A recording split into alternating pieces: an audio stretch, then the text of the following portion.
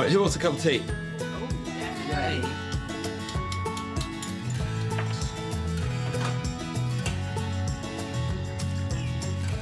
The day's first visitor from London is Abdus Saleh.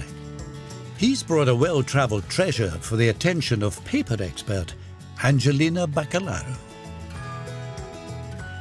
Hello. Hello. Hi, How are we doing? I'm well, how are you? Very good. Hello. So what have you got in the envelope for us? It's a piece of history for me and my family. It's my grandfather's shipping log. Oh, wow. Your grandfather's shipping log. It's nearly 100 years old and it's falling to pieces. Yeah. He was part of a crew, or part of many crews, bringing spices, sugar, tea, coffee, goods from India, China, all the way to the UK. And then once he's done that voyage, they'll write down exactly what he's done, what his role was. And how he acted. You were rated as good, very good, or, I mean, he's always had very good, but I'm assuming there's maybe not so good. Yeah, they would have probably had me as not so good on there. I would not have been very good, I tell you that now. What was grandfather's name? His name was Ansol Ali, although we've always known him as Ansol Sharong. Sharong, it was his title on the ship. He's the lower decks sort of team leader for the rest of the workers. But he didn't start as a Sharong. Yeah. He started as any other sort of person on the ship, and they would have been called Lascars, Indian seafarers. It's an Arabic sort of term. It means an army of people.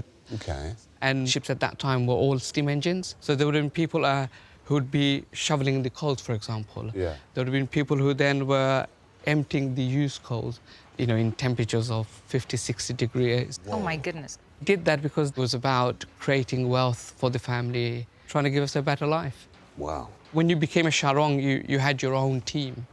Then he was able to recruit people from within his community. To give people a job and an opportunity. Yeah, opportunity. And because of that status and sort of ranking amongst the community, there's a village named after him called Sharong Bari. It's quite well established in that whole area and well respected, yes. So what part of the world are we talking about? Bangladesh. So at that time, it wasn't Bangladesh, it would have been East Pakistan. OK. We just heard stories. I've never seen him, I've never met him. So the whole community knew of your grandfather, but you've never met him? For nearly literally 100 years. And so when we grew up, we heard these stories. Yeah. And I just wanted to find out. I just wanted to find That's it. And I had nothing, no picture, no nothing. And this document I heard about, but we never believed existed. And I gave a call to my maternal uncle back home, and he had this document. Wow. Do you know how old he was when he started joining the ships? He was in his early 20s. Oh, he was wow, in his early okay. 20s Still when quite he joined. young.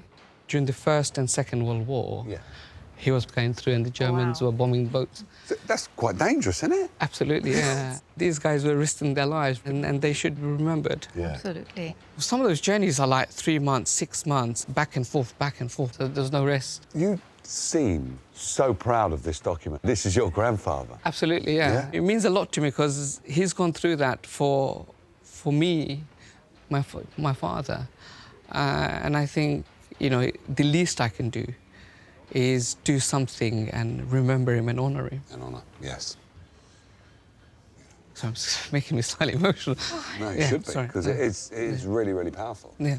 So, what would you like Angelina to do to this? Anything you can do to preserve the key thing that we don't have to fold it. I mean, you can see in the middle, it's literally falling apart.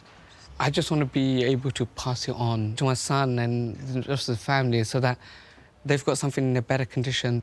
This is the only document that exists that tells this story of him.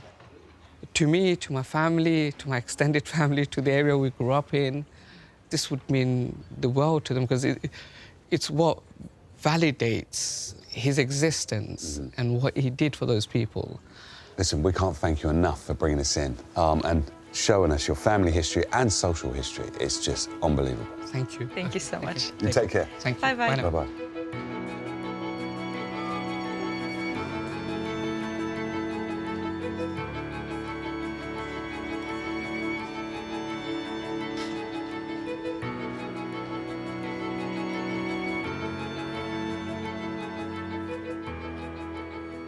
Oh my God, what an amazing document and such an amazing part of Abdus's history. I do have a lot of tears and the paper is quite creased. Most of the tape that was used around the edges is now lifting. I'm really keen on maintaining this binding because most of this binding has had writing on it. Once all of this is done, then I could concentrate on the photograph. There's a lot of small areas missing, and I just need to consider how to retouch it or stabilize it. But the first thing that I really want to do is a first gentle surface clean. So this sponge is made of vulcanized rubber. It makes it all soft and porous, which helps pick up the dirt or dust from an item. So this is completely dry. No water is being introduced on the paper. I'm just lightly rubbing the surface. I don't want to disturb the fibers of the paper.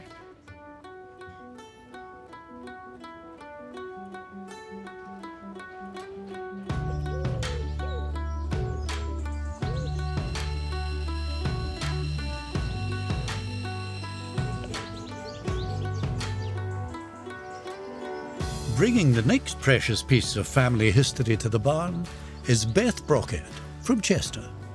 Hello there. Hello. Are you going away somewhere? No. These are my dad's thatching tools.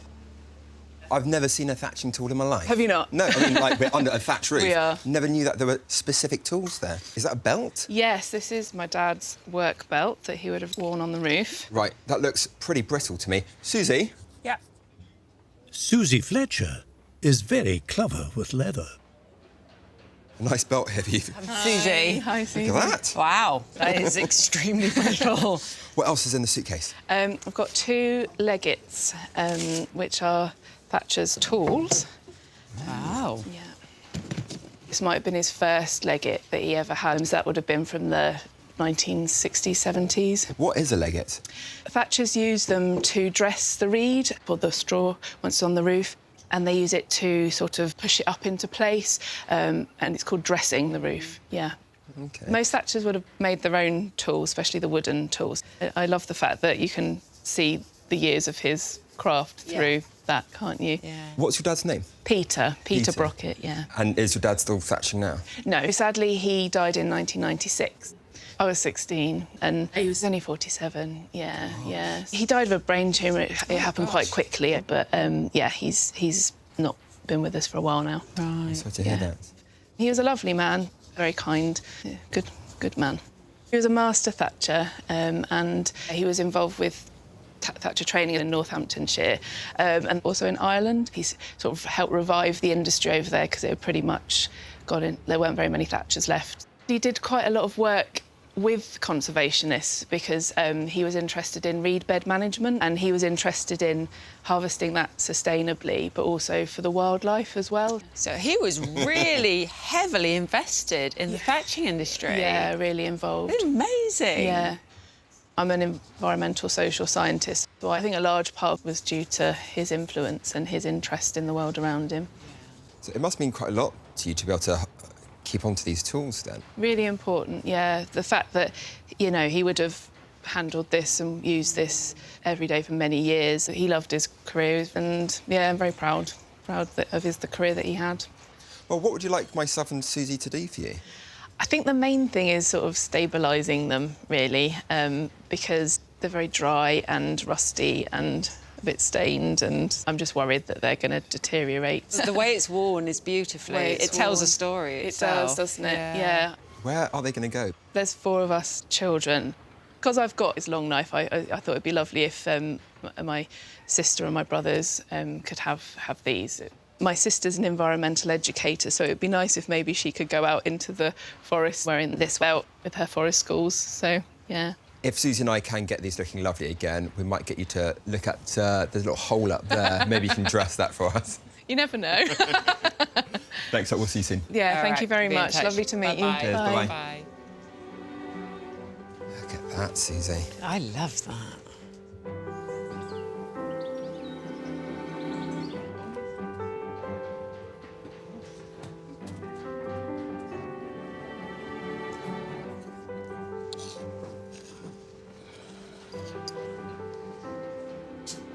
Well, I have to say, this leather is in a pretty poor state. Apart from it all being dry, some little critter has gone in there and had quite the dinner. And it looks like they've just sort of eaten the surface away, a little bit like a caterpillar would do on a leaf. I've never heard of caterpillars liking to eat leather, but maybe it was a particularly hungry caterpillar. My goal here is to get this leather back to being really nice and supple.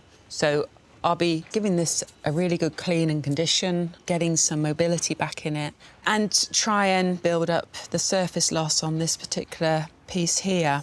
My first concern is getting these leather holsters here that the tools actually go in off without anything breaking. You can actually see it's a little attached there. I don't want to put too much force. And my fear is if I go in too heavy-handed, something will suddenly give way and it could actually snap.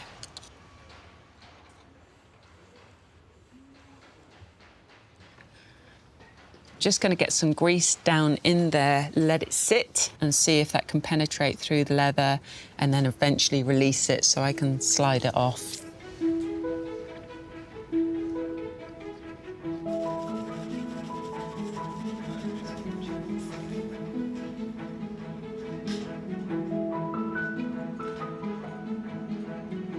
While I was cleaning, I found out that this has a very, very beautiful watermark, which tells me that this sailing log is a handmade paper. And this explains to me as well why this paper lasted so long, because handmade papers always last much longer. This paper has been folded so many times in its life that it probably has been set in its ways. So I want this to be slightly damp to the touch to help it relax. And I'm hoping that's going to allow it to start getting a bit flatter.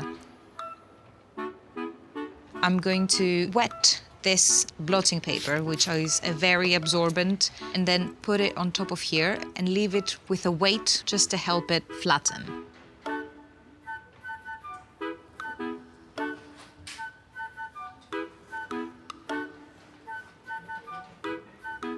This is working well. So I'm just going to continue working around the document, crease by crease.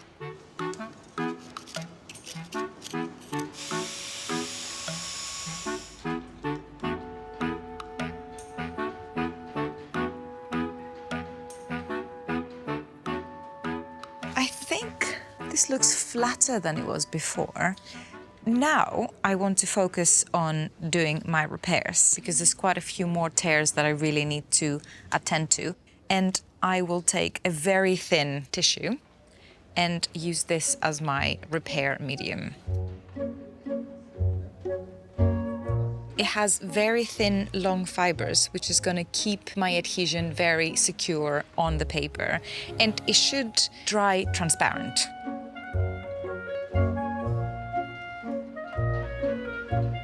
This is wheat starch paste, and I will use this as an adhesive. So it's a very common adhesive used in conservation.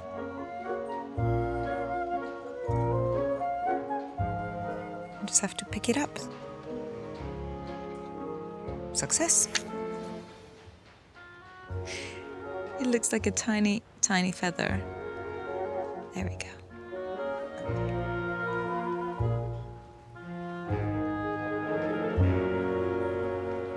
While I wait for this, I will continue preparing more tissue and maybe think about filling in some of the small losses that I have on the paper.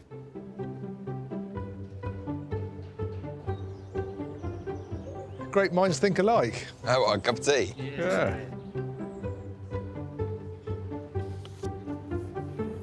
I'm really, really pleased.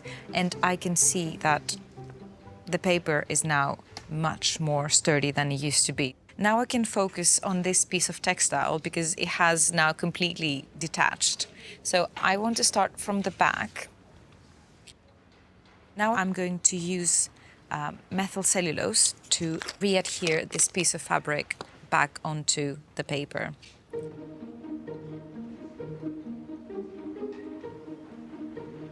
It's a bit fiddly, but slowly it will bend to my will.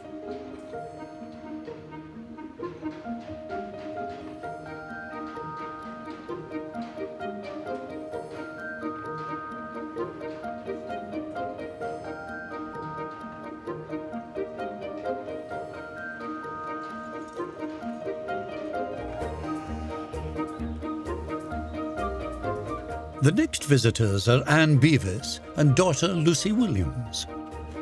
Hi. Okay. Come on in. They've brought a cherished keepsake requiring the expertise of silversmith Brenton West. Brenton, come and have a look at this. Hello. Hello there. Whoa, what have we got here? We have got a special little table. It's tiny. It's a very small A table. very small table. It came from my great-granddad, Joseph, who made it about 115 years ago for his daughter, Dora, who's my grandma, my mum's mum. Made it? He made it, yeah. He was a blacksmith. Clearly a very talented one as well. Yeah, it's impressive. Yeah. And he was born in the Ukraine. Sadly, his parents both died. And so him and his brother decided to leave the Ukraine and go to South Africa, because at that period of history, there was gold mines and diamonds. Oh, wow. And so we believe he learned metalwork there. They left South Africa and they came to the UK. And then that's where he met Florence, my great-grandma. And they fell in love, and they had twins, and then followed by Dora about sort of a year or two later. Okay. The three of them, the twins and my mum, used to sit round the fireplace before they went to bed, and she was this little girl that spilt her cocoa. Well, Grandad, he went away and made this store for her. So she would place her cocoa on it and have that before bedtime. Love that. So, Anne, Dora's your mum. Yeah? Do you remember this as a kid? Was it still by the fireplace? Yes. Was it? Yeah. So her whole life she kept it there, kept it by the Yeah, fireplace. That's amazing. So growing up, we always had it by our fireplace. So I put it by my fireplace. Sadly, I never met Dora. She died before I was born, and my middle name is Dora. Right. So that's why it's passed on to me, you see. But then I've had two children, Jacob and Oliver, and when they were crawling around, I was really worried that they're going to knock it and damage it. So Or damage themselves. Or damage themselves, because it's you know it's got a weight to it, so it's been up in the loft, sadly, for about. And then recently, I was clearing out in the loft, and I saw it, and I just felt really sad. I'd like my boys to have memories of it, so then when they inherit it, it teaches them about their family history, and about their great-great-granddad Joseph, and they've got that connection to their history like I've got.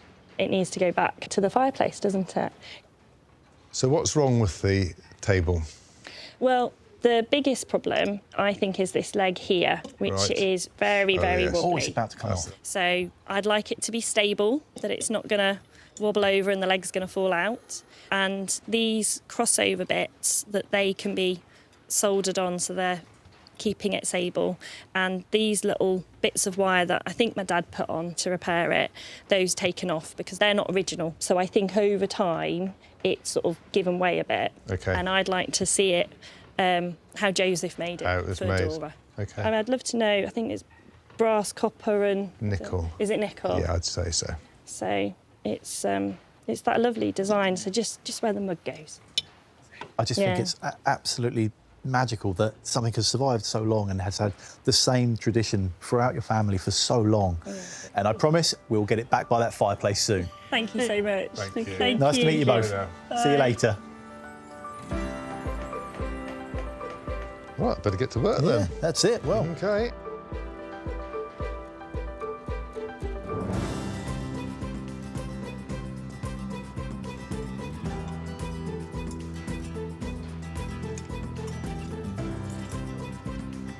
I've worked on some very small pieces, but this might be the smallest table I've ever worked on. And the workmanship is fantastic. The lines and the joints are really, really well done. So Joseph knew what he was doing. He was a good craftsman. So the first thing I'm going to do is to take off this fine wire which was holding it together.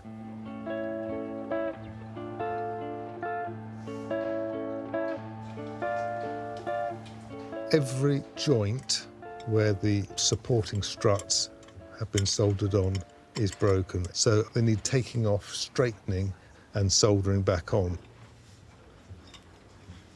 The other problem is I've got two loose legs and one leg comes out. So I need to get them soldered back in. And to do that, I need to clean all this old solder off. This is going to take a long time. There's a lot of solder on here. It's laborious, but it has to be done.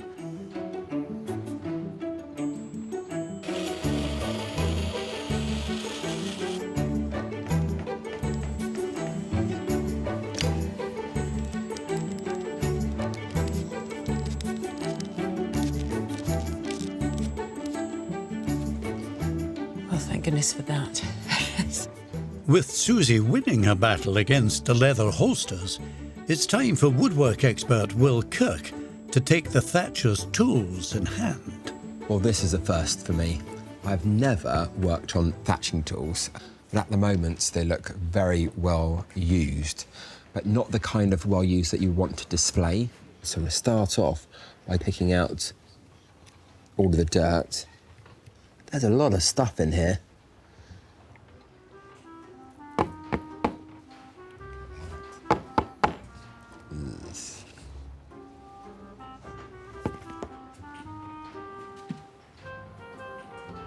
Now I've got the 3 holsters off, I can now see how damaged they are. They're incredibly dry. They're literally like concrete.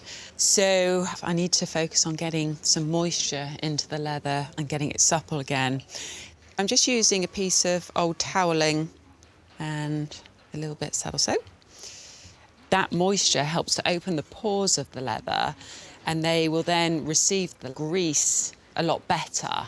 And the grease is actually what will help the leather become supple and go back to its original shape.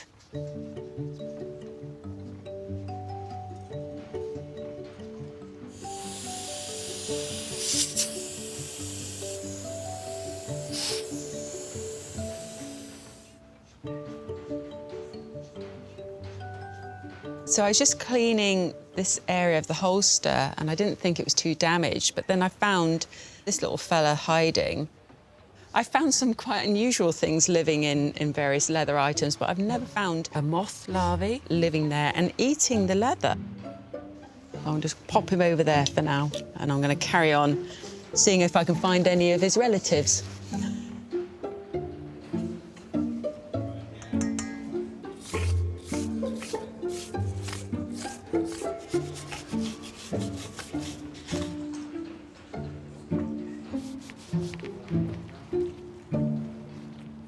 I've now got all of the leather cleaned and moisturised.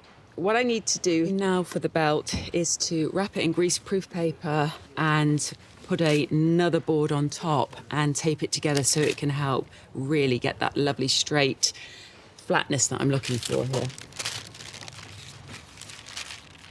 I have found that this is the perfect paper for these sorts of jobs. What I was looking for was something that I could use to wrap leather with that was greased and would not absorb the grease as much. And the only time I ever use greaseproof paper is for a job like this. I am not a baker by any stretch of the imagination.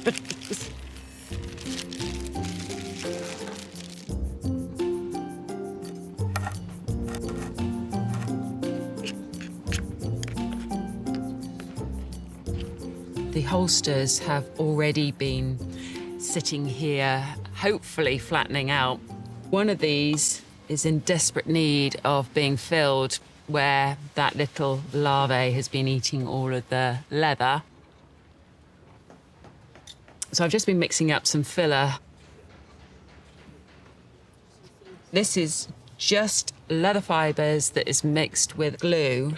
I like it to be gooey, so that I can just force it into areas and I know it's going to stay there.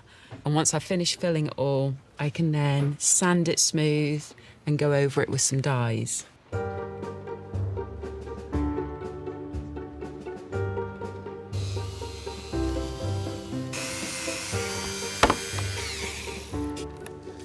Well, I've cleaned up all the woodwork. I'm now turning my attention to the metalwork. On here, we've got these sort of metal hoops, and on here we've got the flattened nail heads. They've both been ravaged by rust. I've got this pendant drill. It's got a wire brush just on the top there, and it's perfect for getting to all those nooks and crannies. It's cleaning it up, it's not making it look brand new.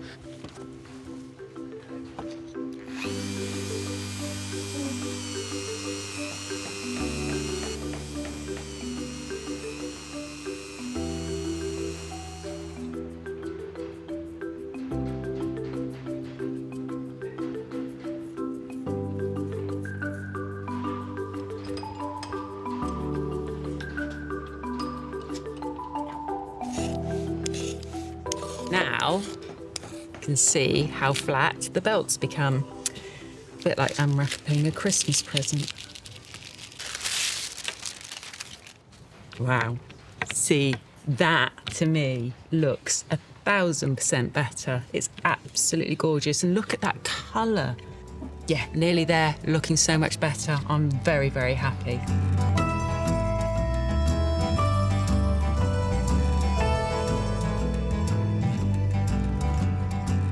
With the tears and frayed edges of the sailing log now shipshape, Angelina is facing the final perilous leg of its repair.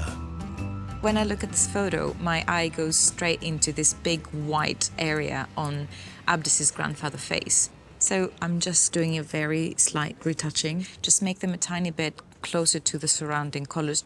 I pick up a bit of colour with my brush on the watercolour pencils and just mix it directly on my little palette here. I'm just trying to find a sepia, warm brown, slight green colour. It's still too dark.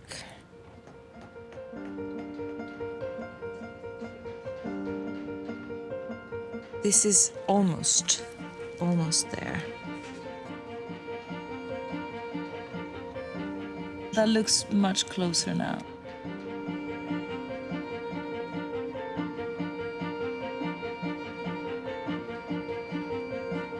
This shipping log arrived at the barn, a tattered testament to a man who gave up the comforts of home for a life at sea, all to give his family a brighter future.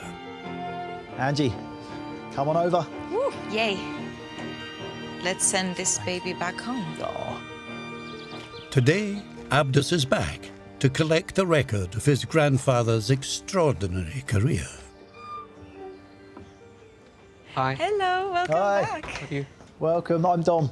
Hi, Dom. How are you? Nice to see Angie, you. how are you? I'm good, I'm good. How have you been? I've been well. I've been a bit sleepless nights, been a bit anxious. I'm actually quite nervous now. No pressure, Angie. You and me both. Oh. Do you want to see it? I do, yeah. Okay, here I go.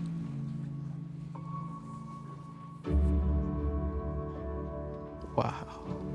Wow. Oh, wow. Oh, this is all now flattened, hasn't it? Yes.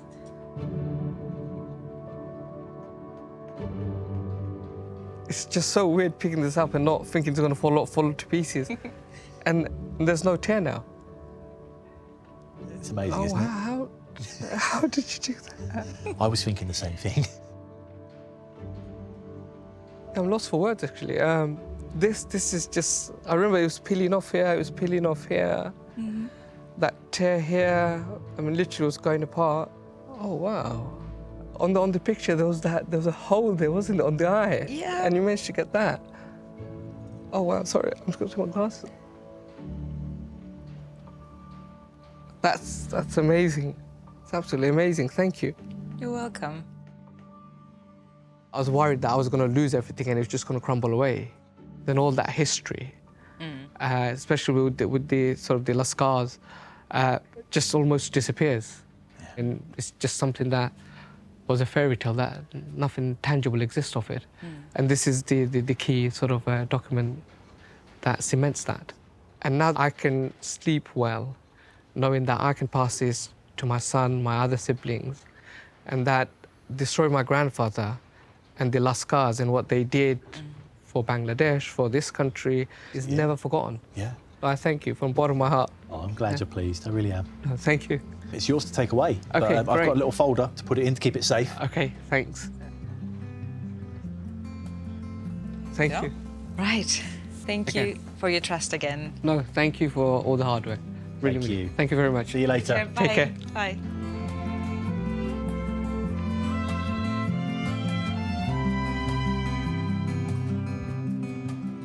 Seeing it in one piece and stable, I think it's just a way of relief, sort of, that it's done. And it's a journey that started for me finding out who my grandfather was from the stories I knew. And by repairing it, we're allowing it to follow that journey along that sea, and I'm able to do my small part to continue it.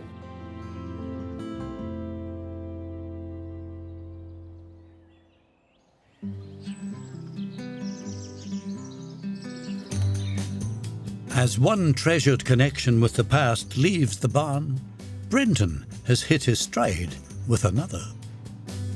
I've cleaned all of the lead solder off of the table, the legs and these braces. Before I can start soldering it up, these braces need to be made straight.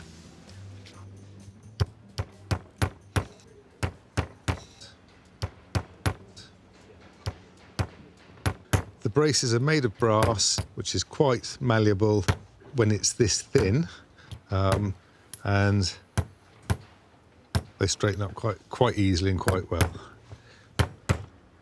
And that's a really good start. Once I've straightened these, I can think about reassembling the table, getting the leg back on, getting these back in position.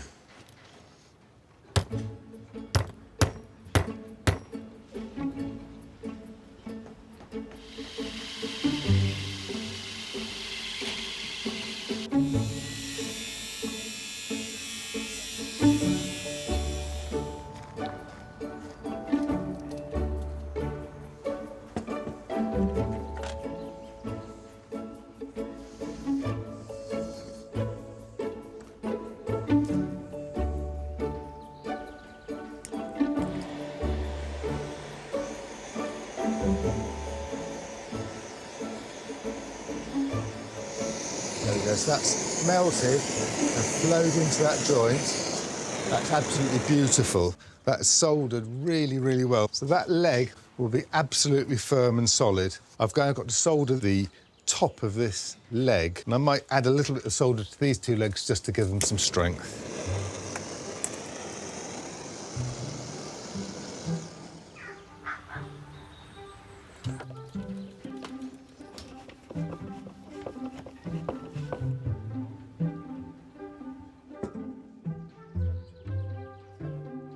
I've just got to file the top of this leg, then the four tops of the legs will be uniform with the top of the table.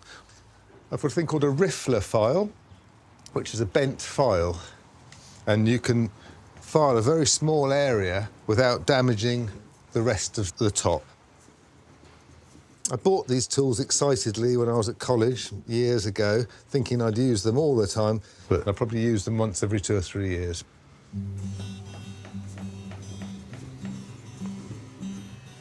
Once I've filed this down level, I can wet and dry it and then give it a good polish.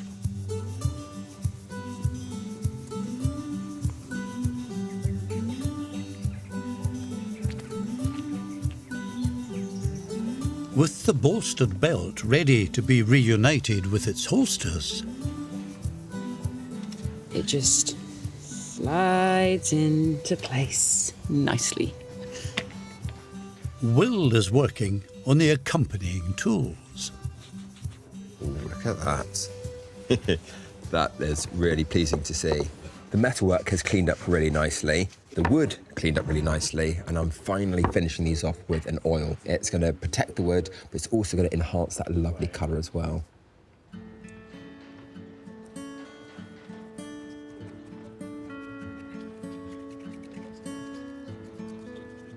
Well, that's one legget done, and what a transformation. One more to go, then I can reunite these with Susie's leatherwork.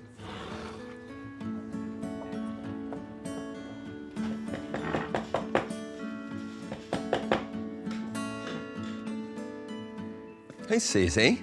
Hello. That's why it's leaking above my bench. You've been nicking the thatch. Look at that. Good work. Yes. Look at those. Haven't they come up well? Beautiful.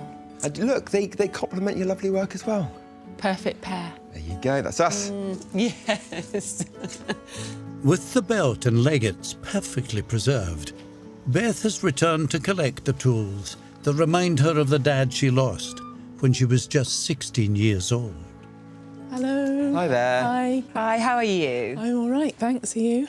Yeah. Nice to see you again. So Beth, how are you feeling? I'm excited and a bit nervous. Nervous? Yeah. How come? Just sort of being here and thinking about my dad. Hoping to see something that celebrates my dad's work and in a condition that he would have been happy with, that we can use to remind us of him and be talked about by future generations. Would you like to have a look? I would love to have a look, yeah, please, yeah. Okay.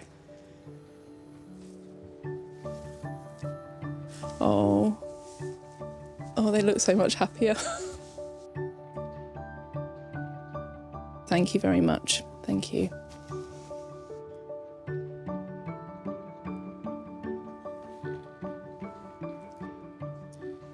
He would have worn this every day on the roof, and that's a very tangible link to him, isn't it?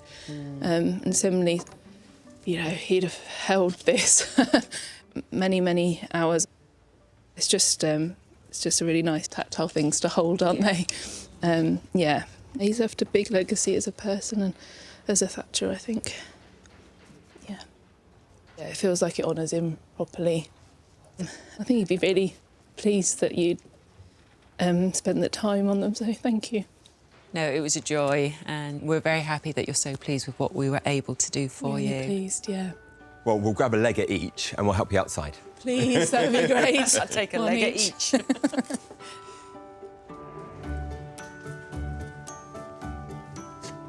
I'm feeling really pleased. I'm feeling proud of what my dad did. They're definitely a celebration of my dad and his working life and his interest and dedication to thatching, and I just think he'd be really happy that we can use them to celebrate him and what he did and who he was as a person.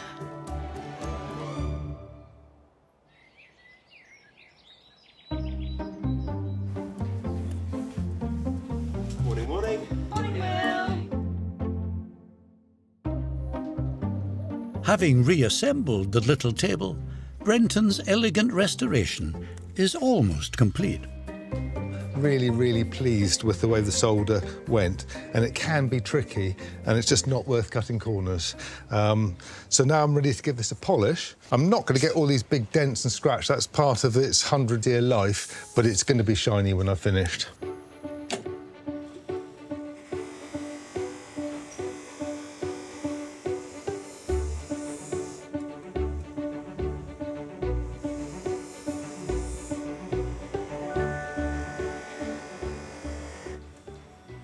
Oh, that's fantastic.